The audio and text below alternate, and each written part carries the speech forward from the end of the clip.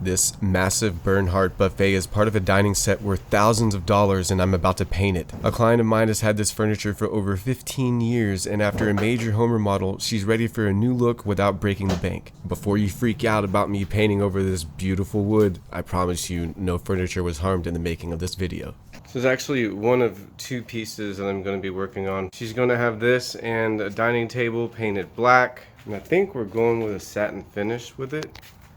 And looks like it was used to store alcohol.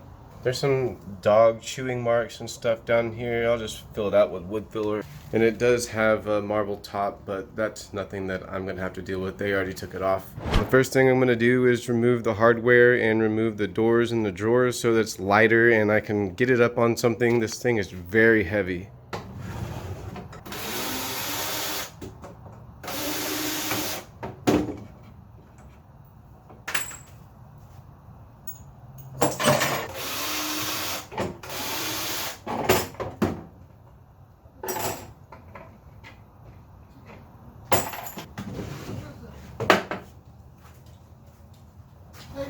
What's up? You got some? No, it's not. I'm sorry. I'm just working on furniture. Okay, ask me if it was a garage sale.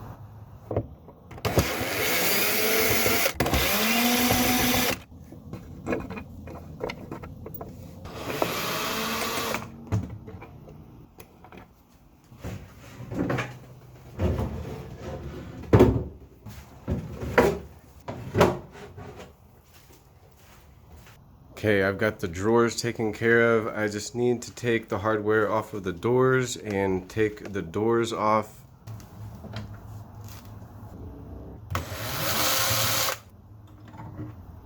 Put the door hardware in a different box to keep it separated, especially the hinges.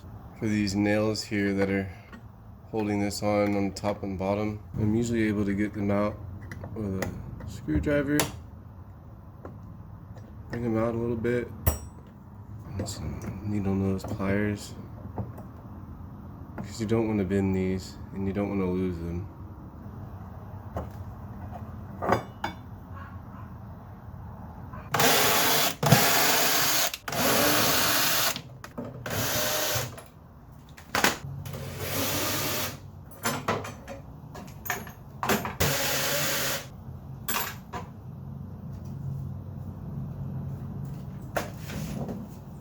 Look, I found some beer salt.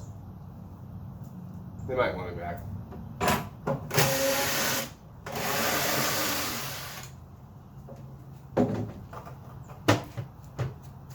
Last thing to do is the hinges, and hinges can be finicky about how they go back on, so it's best to mark them as you take them off. So this is the inside of the hinge, and for me, I do 1, 2, 3, 4. I'll just scratch a little mark in there for 1. This one gets 2 marks. This one gets 3 marks. This one gets Roman numeral 4.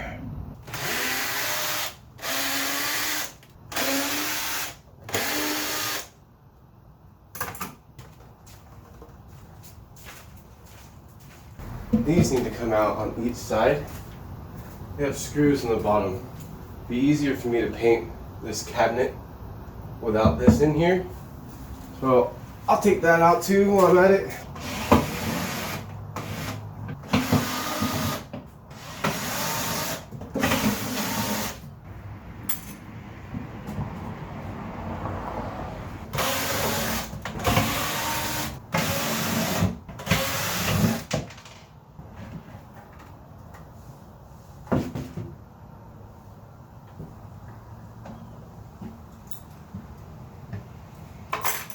Gosh, can you believe they didn't refinish the underside?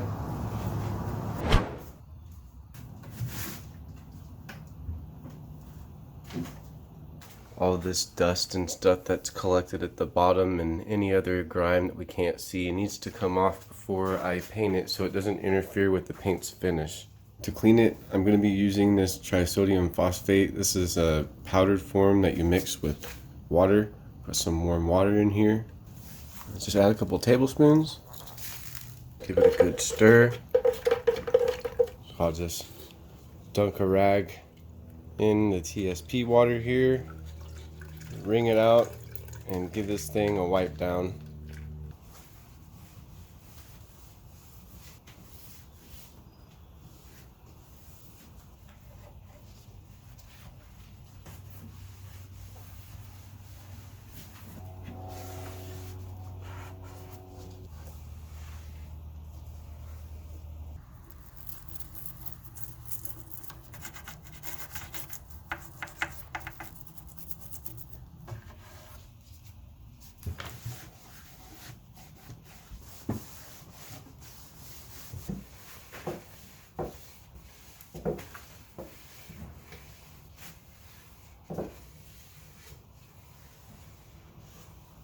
I have a lot of people ask me why I clean before sanding if it's going to get dirty again.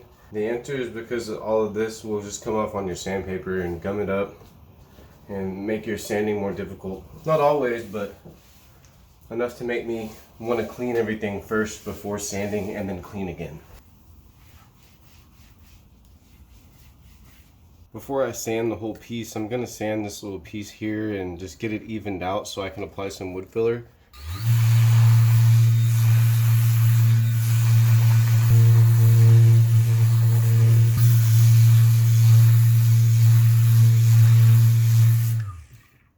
Got a little bit more damage here to deal with.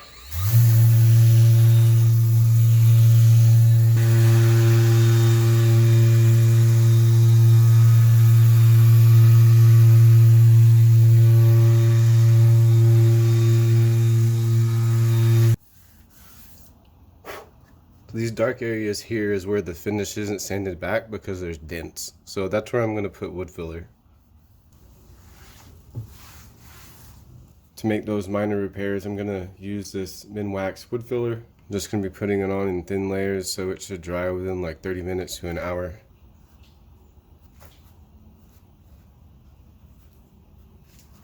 There's a bigger chunk taken out of this part here, so it might take a little bit more wood filler, which means it'll take more time. Probably have to do about like 2 or 3 layers here. You don't want to lay it on too thick because then it can crack. So less is better. I took care of the sanding with my Surf Prep 3x4 sander and a sponge sanding pad so I could get into all of these details easily. Yes, these sanders are expensive, and yes, they are worth it if you do a lot of refinishing, woodworking, remodeling, or any other subcontractor work that requires a lot of sanding. I get a lot more done in a shorter amount of time with these sanders. It doesn't vibrate near as much as cheaper detail sanders typically do, and one of my favorite things about the sander is how quiet it is. I live in a suburban area with neighbors all around me. I don't want to have a loud sander echoing off their houses. If you're interested in this sander, I'll put my affiliate link down in the description along with a 10% discount code. If you happen to buy one, I get a little kickback, you know what I'm talking about? If you already own the Surf Prep sanders and you need to restock on some sanding supplies, you can also use that link and discount and I'll get the kickback too.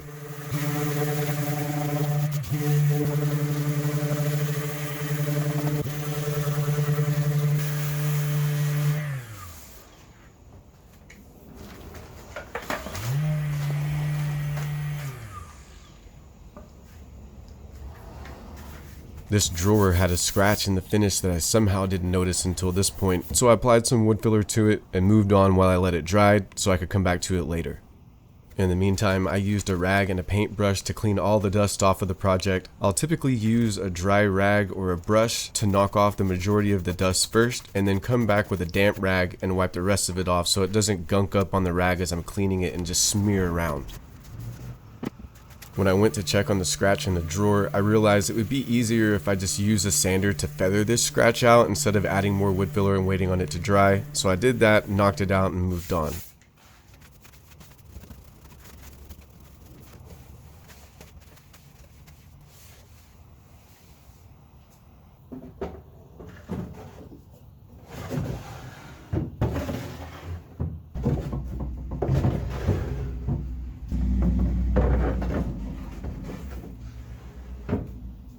Alright, everything is clean and sanded. The prep is pretty much done. The next thing I need to do is spray some lacquer on this piece.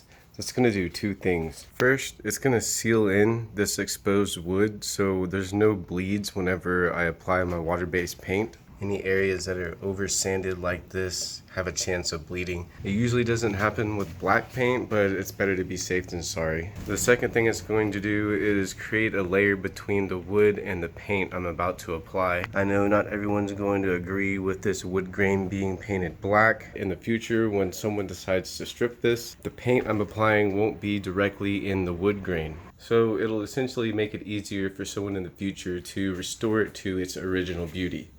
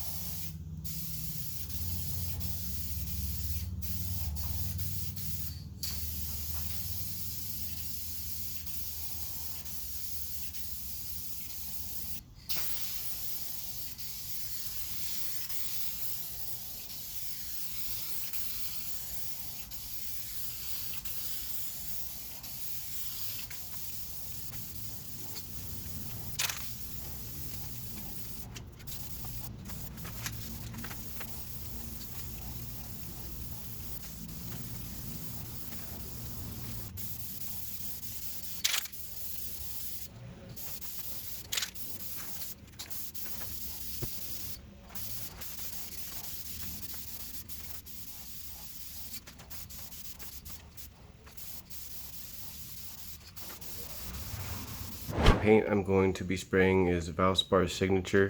This is dark kettle black. Here's the barcode and color information for anyone who needs it. Looks a little gray when it's wet, but it dries a lot darker than this.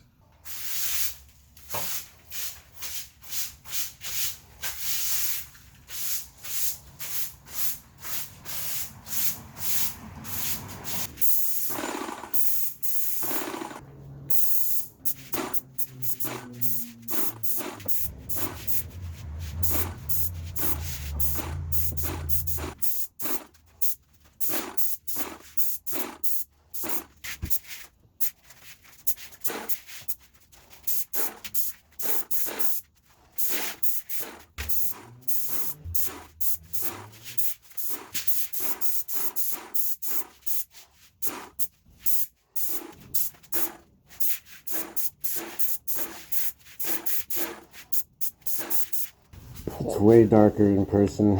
It looks gray on camera. Just a few more light coats of black like this, and this will be ready for top coat.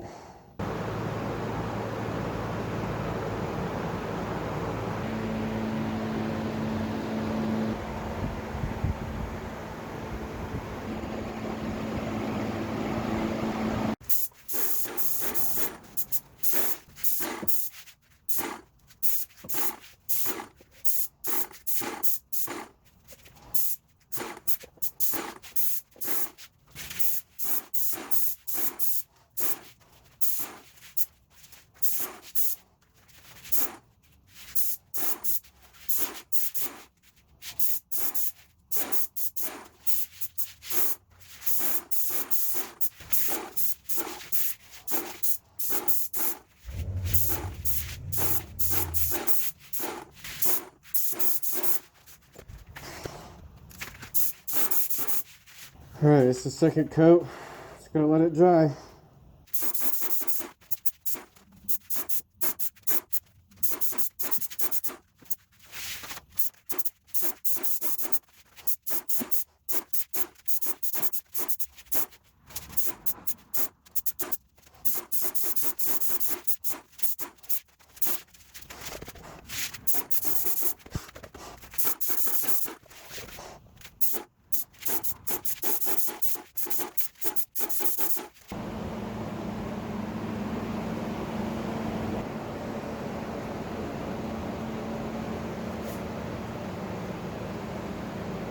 Okay, the paint is now dry. I'm gonna let this dry for the rest of the evening before I apply the top coat, just to make sure it has enough time to cure. These still need the backs of them painted. I'm not gonna record that because you get the idea already. So I'll let this dry. She actually has a dining table that I'm gonna work on in the meantime. So this will get top coated tomorrow. To protect this piece, I'm spraying satin water-based polyurethane out of my sprayer. For those interested, the polyurethane I'm using is Parks Pro polyurethane from Home Depot. It's sold right next to Varathane and Minwax. They all work about the same. I tend to use this one because it's less expensive and made by the same company as Varathane. I'll apply a few thin coats, letting it dry about 30 minutes to an hour in between each coat depending on the weather. Then come back with some 320 grit sandpaper, sand it all smooth, give it a little wipe down, and then one last thicker coat of polyurethane that delivers a factory-like finish.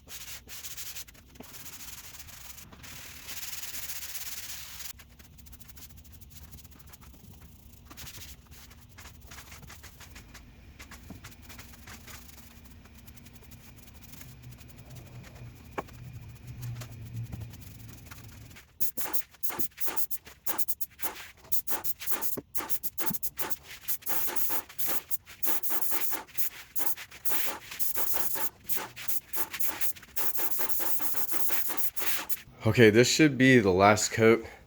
You can see it looks a little splotchy, it looks milky. That's going to clear up and things should smooth out. All of this little milky colored substance here.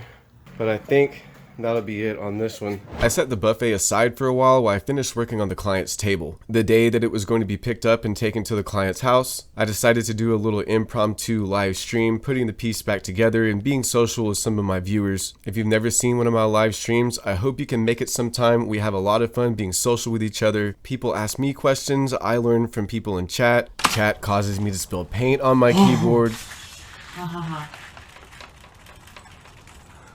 Babe, I need to go get a new keyboard. It's a great experience and I look forward to doing it more, so keep your eyes peeled. Ha! It works. Looky there. I just got a message from the customer that the movers are 10 minutes away. Can we just leave the stream going? Just leave the stream going with the movers? I've already got this on a little can on dolly. You want me to take it off of there? Or? Once the moving company arrived, I let them know that this is painted furniture and it needs to be handled very carefully. This company did a great job blanket wrapping everything and making sure that nothing was damaged along the way.